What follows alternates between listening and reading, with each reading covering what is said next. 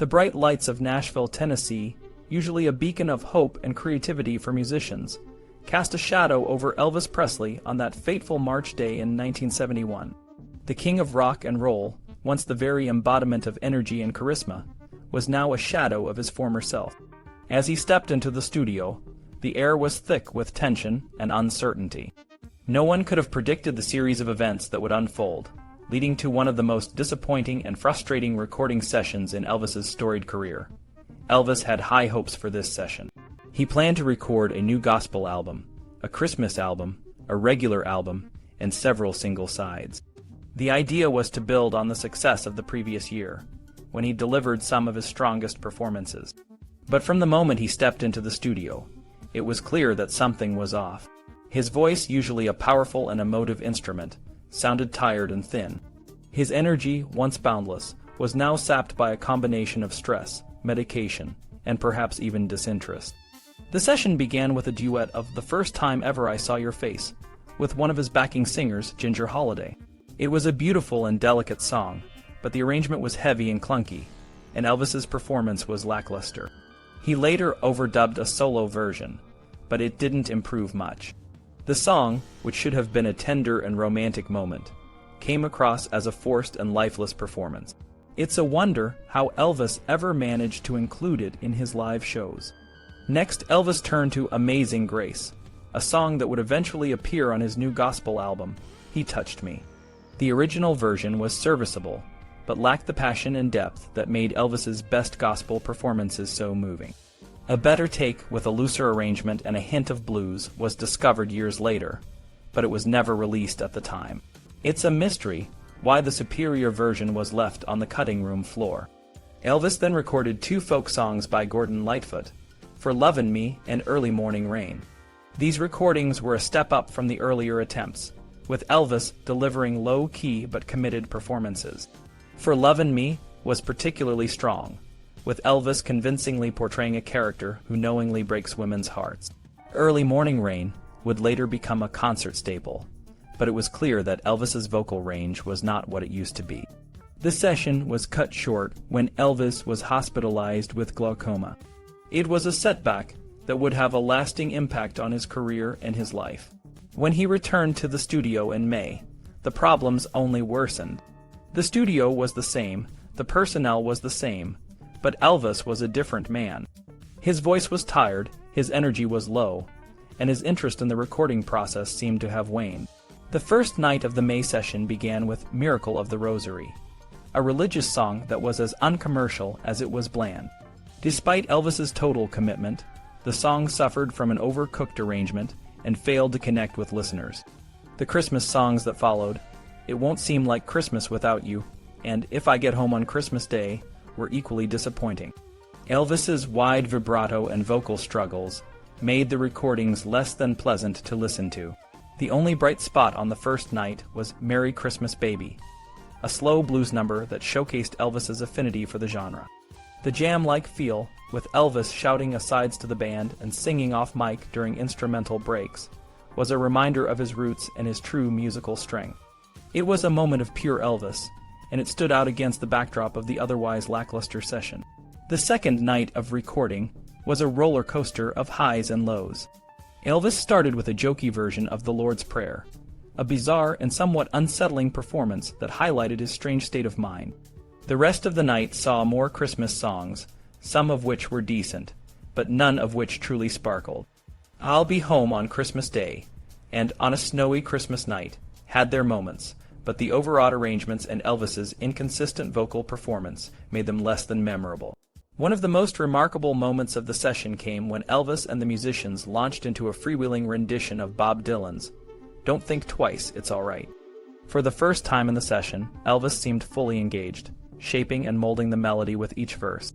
The 11-minute jam was a far cry from the lifeless performances that dominated the rest of the sessions, but it was sadly cut down to less than 3 minutes on the album, erasing much of its beauty.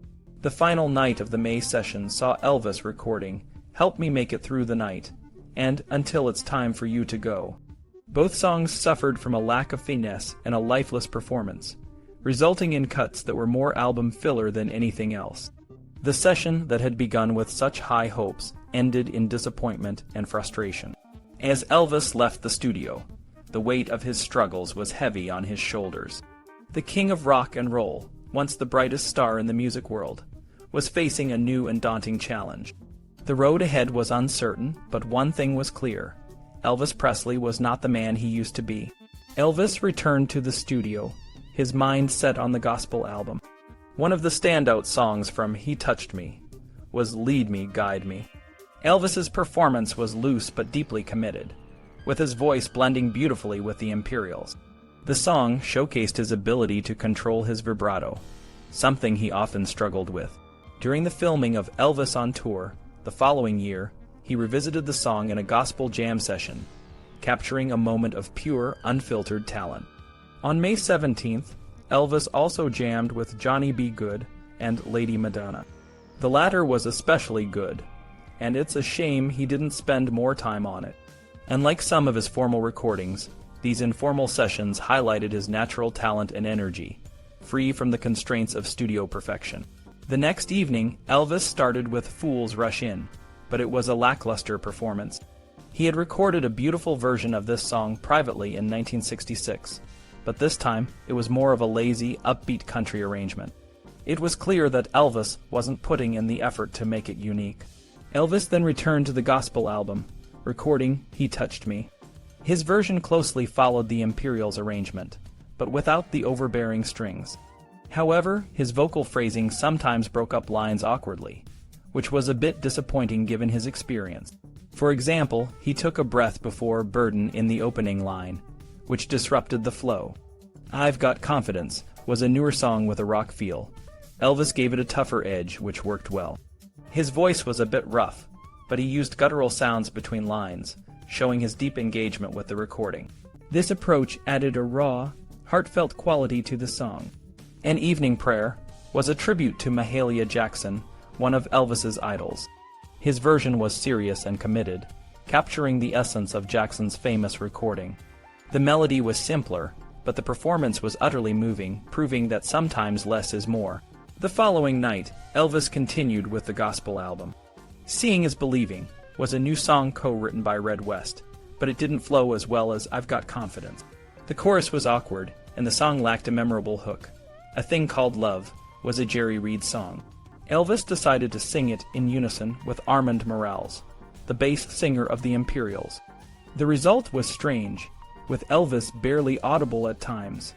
It's unclear what effect he was aiming for, but a solo version in a higher key might have been more memorable. The highlight of the night came when Elvis performed 3 songs at the piano: It's Still Here, I'll Take You Home Again, Kathleen, and I Will Be True. These performances were raw and charming, with Elvis fully engaged and seemingly lost in the music. Unfortunately, the songs were tampered with during editing, but the original versions are available on the Walk a Mile in My Shoes box set. The next night, Elvis shifted to secular material, hoping to record some single sides. I'm Leavin' was the best of the 3 songs recorded. Elvis worked on an engaging arrangement, and his vocal was beautifully nuanced. Despite this, the song only reached #36 on the charts. One reason might have been the lack of promotion through TV appearances, which could have boosted its popularity. 2 more single sides were recorded on May 20th. We Can Make the Morning and It's Only Love. The first had a big chorus but a ragged performance, making it unimpressive.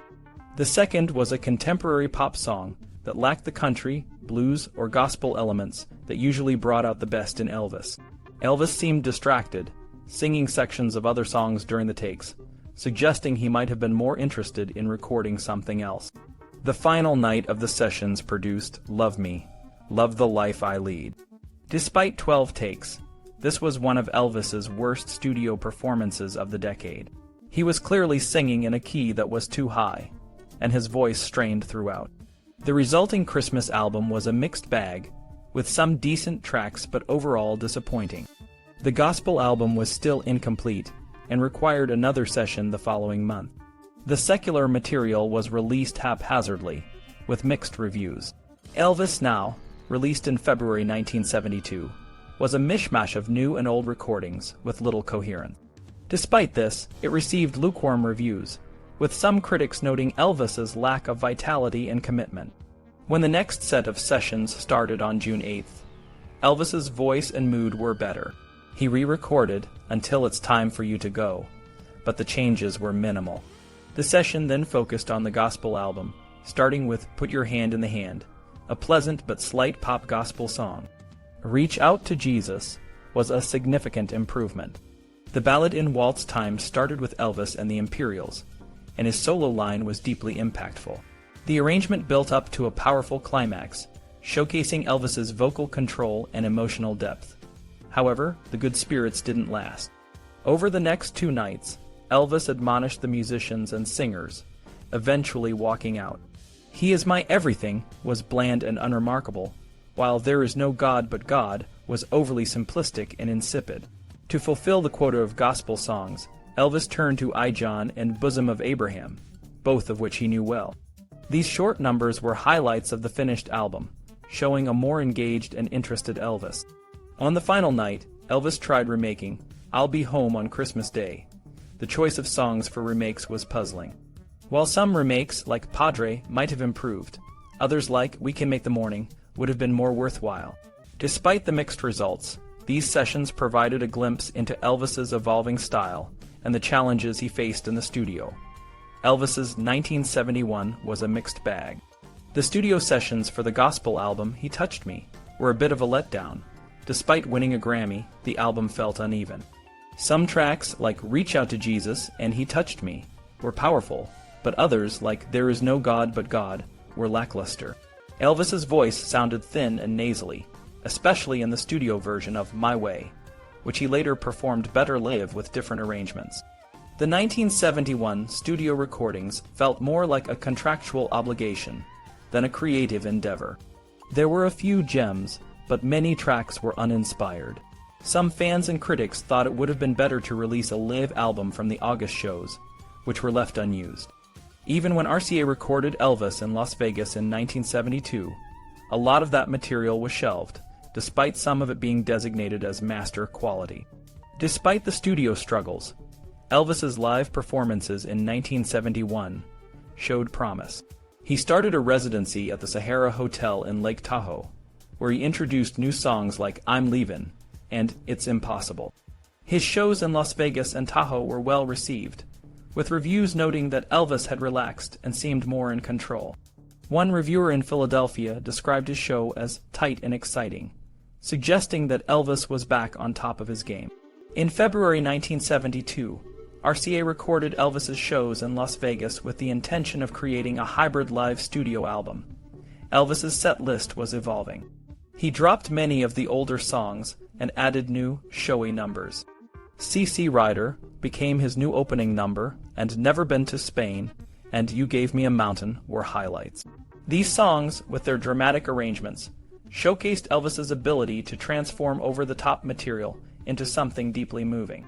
An American Trilogy, a medley of Dixie, All My Trials, and Battle Hymn of the Republic, became one of Elvis's most beloved tracks. Despite its grandiose arrangement, Elvis's performance was note perfect and full of emotion. The Impossible Dream, another new addition, was recorded but not released until later.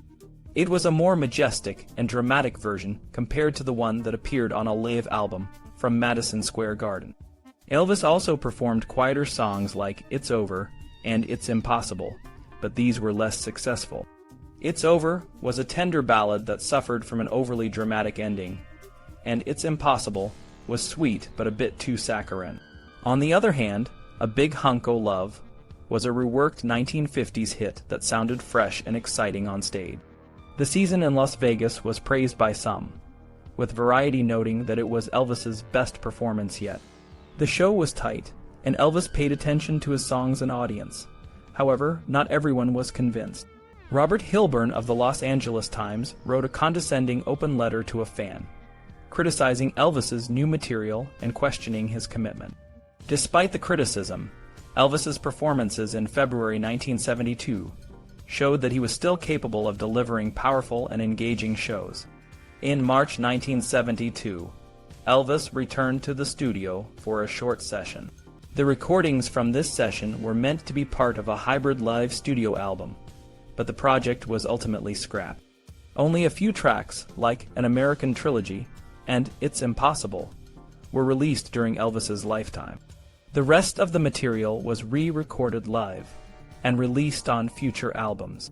These performances, however, were generally better than the ones that made it to the final releases.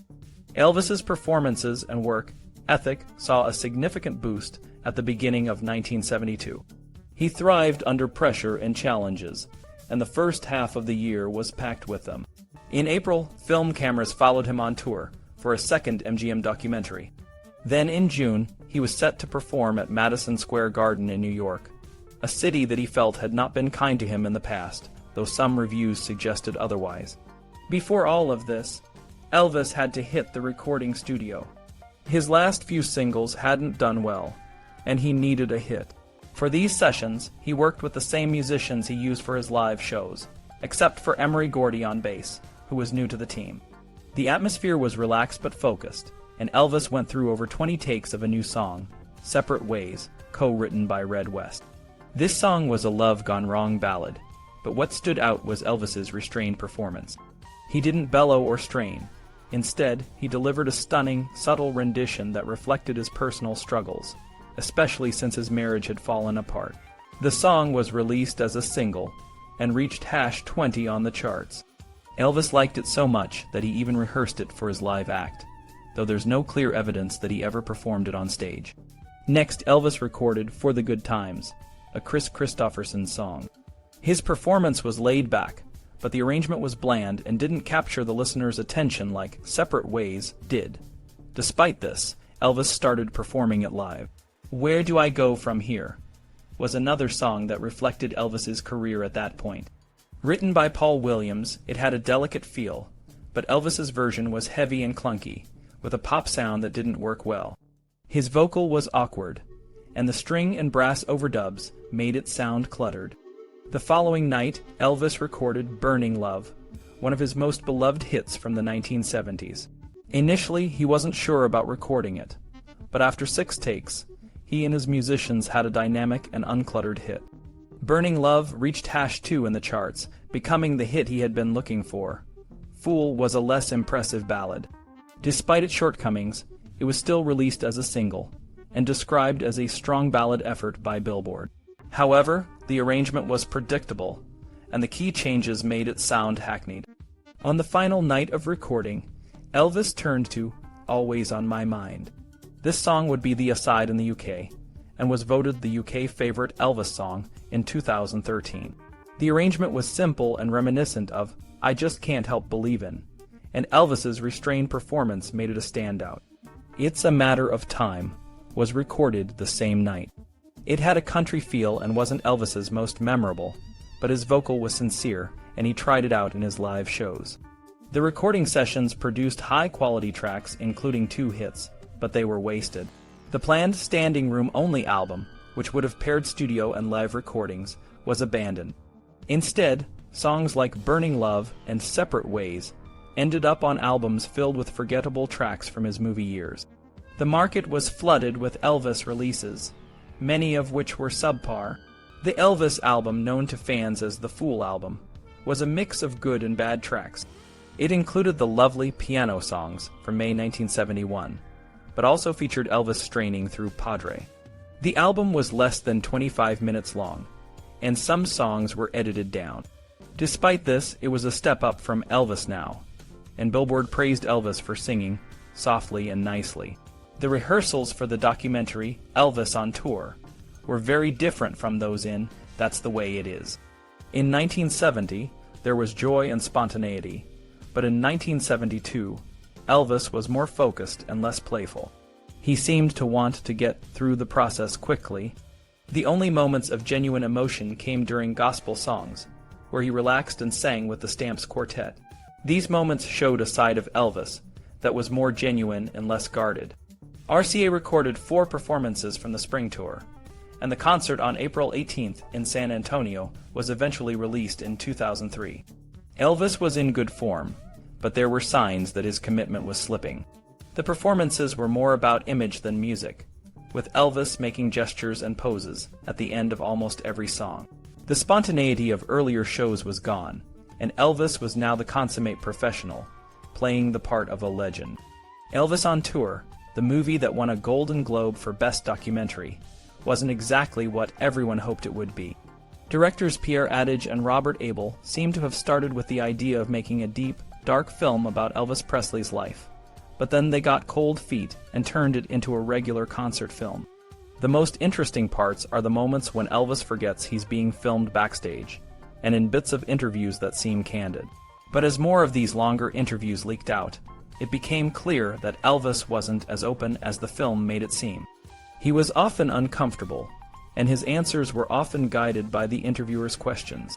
Film critic Vincent Canby wrote that the directors might have been intimidated by Elvis's fame, or, as he put it, his minitude. Away from the stage, Elvis comes off as bland. Canby said the camera never catches him in a truly candid moment, and close-ups of Elvis just make him look like a perfect, unapproachable icon, like a photo of a president or a pope. Watching the film now, it's hard to disagree. There are moments that show the dark side of fame, like the obsessive fans and Elvis's need for security, and his appearance is striking. Compared to just 2 years earlier, he looks pale, has gained weight, and his face looks puffy. His hair is thick and unruly, and a montage during Love Me Tender shows him kissing co-stars from his movies, making it hard to believe it's the same man. The film is flashy, with clever editing and split-screen effects, but it feels more clever than intelligent. The editing is impressive, but the film is too focused on looking cool, rather than giving insight into Elvis's life. There are a few moments that show a glimpse of the real Elvis, like when he's singing gospel songs backstage or listening to the Stamps Quartet. But these moments are rare. It's as if both the film and Elvis are hiding behind a facade. Reviews of the film were mixed. Variety called it a bright, entertaining pop music documentary, praising the multi-panel editing. The Monthly Film Bulletin also praised the split-screen effects, but ultimately agreed with Canby that the film is too bland and avoids anything that might upset fans or critics. It's as if the film was designed to be safe and not step on any toes, but in doing so, it became dull. As Elvis toured more, his concerts started getting more reviews in regional newspapers. Some were positive, but others were not. In 1972, a columnist named Sam Kendrick wrote a review of Elvis's concert in San Antonio. He was critical, saying that Elvis's new look and mannerisms didn't suit him at 37 years old. Elvis's appearance, with his mod hairstyle and white satin outfit, made him look like a superhero, and his performance included ballerina splits and a cape spread like a bat. Kendrick suggested that Elvis's act was over the top and ridiculous. 2 weeks later, Kendrick printed letters from fans who were angry at his review. One letter, in particular, was very harsh, calling Kendrick a chicken and questioning whether he even attended the concert. The fan said that Elvis wasn't 37, and that the performance was better than Kendrick described. This kind of backlash from fans became more common as the 1970s went on, making it difficult for local reporters to write honest reviews without angering dedicated fans. In June 1972, Elvis performed 4 shows at Madison Square Garden in New York, which were part of a 12-day tour. The shows were professional and fast-paced, and RCA recorded both the afternoon and evening performances on June 10th. The evening show was released as an album just 10 days later, making it the first complete recording of an Elvis concert. The set list was mostly the same for both shows, but the evening performance was a bit different. The concert started with Also Sprach Zarathustra, leading into That's All Right, which was faster and more powerful than the 1950s version. The band then launched into Proud Mary, which was better than the 1970 recording, with a quicker pace and a more natural groove. Never Been to Spain was impressive, but Elvis's vocal was a bit out of breath at the start. The song was fast and lacked the breathing room it had in earlier performances. You Don't Have to Say You Love Me was also faster than the studio version, turning it into a short, intense moment in the concert. The first 4 songs were powerful, but lacked light and shade. You've Lost That Lovin' Feelin' was another intense performance, and Polk Salad Annie was over the top, with the southern charm missing. After these intense songs, Elvis slowed down with a sequence of early hits. Love Me was performed well, but Elvis seemed to be having fun rather than taking it seriously. All Shook Up was rushed, while Heartbreak Hotel had a bluesy feel.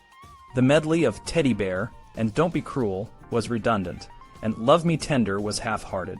Elvis then sang The Impossible Dream, which was powerful but lost something at the faster tempo. Hound Dog was given a funky revamp, and Suspicious Minds was fast and more about impact than emotion. For the Good Times was a slower, more emotional song, but it didn't quite fit the set list. An American Trilogy and Funny How Time Slips Away were both different from their studio versions, with the latter having a happy ending. The concert ended with I Can't Stop Loving You and Can't Help Falling in Love.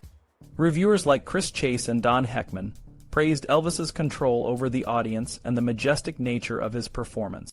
They compared him to a champion boxer, emphasizing his ability to leave a lasting impression rather than showcasing his best singing. The fast-paced, bombastic arrangements suggested that the concerts were more about making an impact than delivering the best vocal performances. Elvis's album got a lot of good reviews when it came out. People said he sounded great, and one critic even called it a damn fine record. But the sound of the album was a bit messy at first. They fixed it later in 2012, but it still wasn't perfect. Fans noticed that the songs on the album were a bit faster than they should be, which made the whole thing feel rushed and tiring to listen to. It's like when you're in a hurry and you talk too fast, it's not as nice to hear. In 1972, Elvis kept busy with shows in Las Vegas. He was getting ready for something really big, a concert that would be shown on TV all around the world. This was a huge deal, and no one had ever done anything like it before. But Elvis was different during the press conference. He seemed very quiet and distant, not like his usual cheerful self. When the big concert in Hawaii finally happened in January 1973, it wasn't as amazing as everyone hoped. Elvis looked great and had lost some weight, but his voice didn't sound as strong as it used to. Some songs like Burning Love and Something were disappointing. He seemed tired and not fully engaged. But there were a few good moments, like You Gave Me a Mountain and What Now, My Love. The show was still impressive, but it lacked the energy and excitement that made Elvis special. After the Hawaii concert, Elvis went back to Las Vegas for more shows, but things were changing. He wasn't as energetic as before, and the shows felt a bit lazy. He included some new songs, but the overall feeling was that he was just going through the motions. Even his voice, which had once been so powerful, now sounded thin and strained. The big satellite concert, Aloha from Hawaii, was a historic event, and it made Elvis a #1 album. But it was also the last really big moment of his career. From then on, his performances started to get worse. He would sometimes seem almost asleep on stage, and his recordings weren't as good as they used to be. By 1976, it was clear to everyone that something was wrong. In Vegas, the focus seemed to be more on Colonel Parker, Elvis's manager, than on Elvis himself. The reviews talked more about the show's production and the costumes than about Elvis's singing. It was a sign that things were changing, and not for the better. Elvis's last few years were tough, and it was sad to see a once great performer struggle so much. Elvis Presley's career in 1973 was a roller coaster of highs and lows, marked by a mix of great and not so great performances. During a set of shows in Las Vegas, Elvis seemed unusually quiet and distant. He was still in good voice, but there was a noticeable lack of energy and connection between him and the audience. This was a stark contrast to his previous performances, where he had been more engaged and committed to the new songs in his act. Just a few months later, Elvis hit the road for a tour in April. The first stop was Phoenix, where the sound system caused issues, making it hard for fans to hear him clearly. Despite the technical problems, Elvis still managed to charm the crowd with his powerful voice and playful stage presence. He seemed to enjoy the attention, posing for photos and making jokes, which sometimes made him seem like a parody of himself. Critics had mixed feelings about this, but the audience loved it. Next, Elvis headed to Lake Tahoe for a 2-week engagement. One of the highlights was a special Mother's Day benefit show, which has been released on the Follow That Dream label. In this show, Elvis was in good spirits and even performed a rare song called Faded Love. However, the overall engagement was cut short, and Elvis received one of his worst reviews in Variety. The critic noted that Elvis looked overweight and sounded weak, painting a bleak picture of the singer's condition. The summer of 1973 was particularly challenging for Elvis. He was performing a lot, with a Las Vegas season, a Lake Tahoe engagement, and 2 tours. In June, Elvis faced a serious health scare in St. Louis, when he was found unconscious in his hotel room. Despite this, he still went on to perform, though he looked uncomfortable on stage. The night before in Cincinnati, a fan named Judy Halsinger had a memorable experience meeting Elvis after his show. Despite his troubles, Elvis took the time to talk to her and even gave her a kiss, showing a kinder side to his erratic behavior. Elvis then had to fulfill his contractual obligations with RCA and record new material. The sessions took place at Stax Studios in Memphis, not because of the studio's famous sound, but because it was convenient. These sessions were marked by Elvis's late arrivals and unprofessional behavior. The results were mixed. Some songs, like If You Don't Come Back and 3 Corn Patches, lacked energy and intensity. However, there were moments where Elvis tried something different, like I've Got a Thing About You Baby, which had a charming groove and showed a more committed side of him. Another standout was For All Time's Sake, a wistful ballad where Elvis's vocals, though thin, added a sense of poignancy. The summer residency at the Hilton Hotel in Las Vegas was another low point. Elvis's performances were often self-indulgent and showed little regard for the audience. In the closing show, he sang What Now My Love lying on a bed and mixed up the lyrics of Bridge Over Troubled Water with Suspicious Minds. He even sang a twisted version of Love Me Tender, dedicating it to the hotel management in a veiled threat. Critics were harsh, describing Elvis as a somnolent, lackadaisical superstar who seemed to be winding down. Despite the challenges, Elvis's ability to connect with fans and his occasional moments of brilliance showed that he still had a special place in people's hearts. His career in 1973 was a testament to the ups and downs of fame and the personal struggles that often come with it. Elvis Presley's journey in 1973 was a roller coaster of ups and downs. Despite his health struggles, which were mostly kept hidden from the public, Elvis still managed to create some truly memorable music. His recordings during this period reflect a man who, despite the challenges, remained passionate about his craft. In September, Elvis tried to record new music at his Palm Springs home, but the session didn't go as smoothly as hoped. He was more interested in recording demos for his new backing group, Voice, than finishing the tracks from the previous session. However, he did manage to complete 3 songs, including a beautiful rendition of Sweet Angeline and the heartfelt I Miss You. These recordings, along with the earlier tracks, were compiled into the album Raised on Rock. While the album had its highs, it also had its lows, and it didn't perform as well as hoped on the charts. Elvis's health issues came to a head in October when he was admitted to the hospital for recurrent pneumonia. The truth was more serious. He had been struggling with addiction to painkillers. After a brief stay, he returned home to recuperate. During this time, he found solace in music, recording some intimate songs at his friend Linda Thompson's home. These private recordings showed a different side of Elvis, one that was relaxed in content, far from the grandeur of his stage performances. By December, Elvis was feeling better and ready to return to the studio. The recordings from this session were more promising. He tackled a variety of songs, from the energetic I Got a Feeling in My Body to the country number You Asked Me To. Each song showcased Elvis's improved mood and his commitment to his music.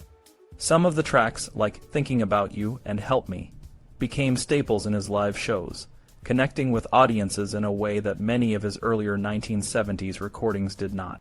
One of the standout songs from the December session was Loving Arms, a ballad that, despite its moments of over-singing, still resonated with listeners. Another highlight was Good Time Charlie's Got the Blues, a more relaxed and introspective song that allowed Elvis to showcase his clear, unaffected vocal style. The session also produced Talk About the Good Times, a fun and uplifting track that captured Elvis's spirit and enjoyment of the moment. Throughout 1973, Elvis faced numerous challenges, both personal and professional. Yet his music continued to be a source of joy and connection for him and his fans.